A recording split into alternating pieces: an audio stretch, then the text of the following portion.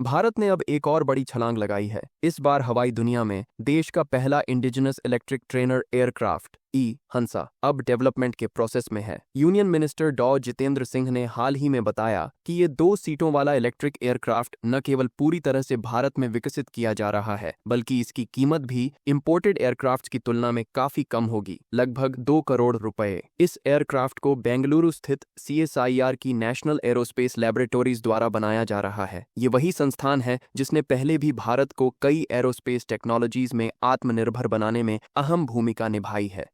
हंसा को हंसा 3 trainer aircraft programme के तहत डेवलप किया जा रहा है। हंसा 3 पहले से ही एक लाइटवेट और कॉस्ट इफेक्टिव एयरक्राफ्ट के रूप में भारत में कई फ्लाइंग क्लब्स और ट्रेनिंग एकेडमीज में इस्तेमाल हो रहा है, लेकिन अब हंसा उसी सीरीज की अगली पीढ़ी की इलेक्ट्रिक वर्जन है। इस एयरक्राफ्ट का खास मकसद है भारत में पायलट ट्रेनिंग को सस्ता, एक्सेसिबल और इको फ्रेंडली बनाना। जिस तरह से दुनिया भर में ग्रीन एविएशन पर जोर दिया जा रहा है, हंसा उसी दिशा में भारत का एक मजबूत कदम है। ये एयरक्राफ्ट पूरी तरह से इलेक्ट्रिक होगा, जिससे न केवल कार्बन एमिशन कम होगा, बल्कि एविएशन फ्यूल पर हमारी डिपेंडेंसी भी घटेगी। ये मेक इन इंडिया और ग्रीन इंडिया दोनों को साथ लेकर चलने वाला प्रोजेक्ट है। डॉक्टर जितेंद्र सिंह ने हाई लेवल साइंस सेक्रेटरीज की मीटिंग के दौरान यह जानकारी दी। इस मीटिंग में सिर्फ हंसा की बात नहीं हुई, बल्कि भारत के साइंस एंड टेक्नोलॉजी के पूरे इकोसिस्टम को कैसे ट्रांसफॉर्म किया जाए, उस पर भी फोकस किया गया। उन्होंने साफ तौर पर कहा कि इंडिजिनस टेक्नोलॉजीज का कमर्शियलाइजेशन बेहद जरूरी है और इसके लिए पब्लिक प्राइवेट पार्टनरशिप्स मॉडल को बढ़ावा देना होगा। उन्होंने यह भी कहा कि भारत में टेक्नोलॉजी ट्रांसफर को आसान बनाने के लिए स्टैंडर्डाइज्ड प्रोटोकॉल्स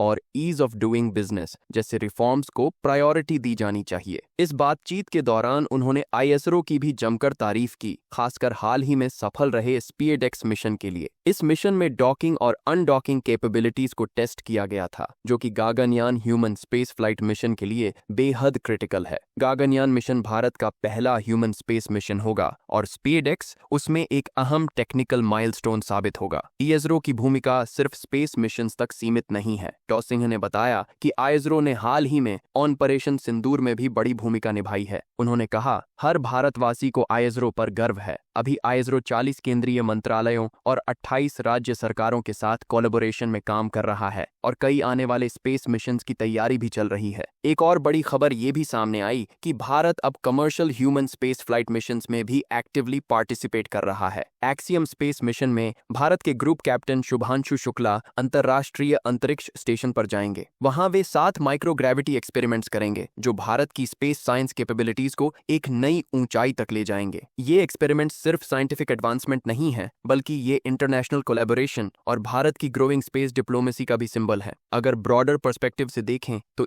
हंसा से लेकर गगनयान और एक्सियम तक भारत एक ऐसा रोड मैप बना रहा है जिसमें इंडिजिनस डेवलपमेंट, ग्लोबल कोलैबोरेशन और सस्टेनेबल इनोवेशन तीनों का संतुलन है। और यही संतुलन भारत को आने वाले दशकों में एक प्रमुख एरोस्पेस और ग्रीन टेक्नोलॉजी हब बना सकता है। जहां एक ओर दुनिया भर में एविएशन फ्यूल क्राइसिस और क्लाइमेट चेंज पर चिंता है, वहीं भारत जैसे देश का इलेक्ट्रिक एयरक्राफ्ट टेक्नोलॉजी में कदम रखना न सिर्फ टेक अचीवमेंट है, बल्कि क्लाइमेट रिस्पॉन्सिबिलिटी का भी संकेत है। आने वाले समय में अगर हंसा जैसी इंडिजिनस और इको फ्रेंडली टेक्नोलॉजीज को सही तरीके से कमर्शियलाइज किया गया, तो ये न केवल भारत की इकोनॉमी को बूस्ट करेंगी, बल्कि दुनिया को यह भी दिखाएंगी कि भारत सिर्फ उपभोक्ता नहीं, एक ग्लोबल इनोवेटर बन चुका है।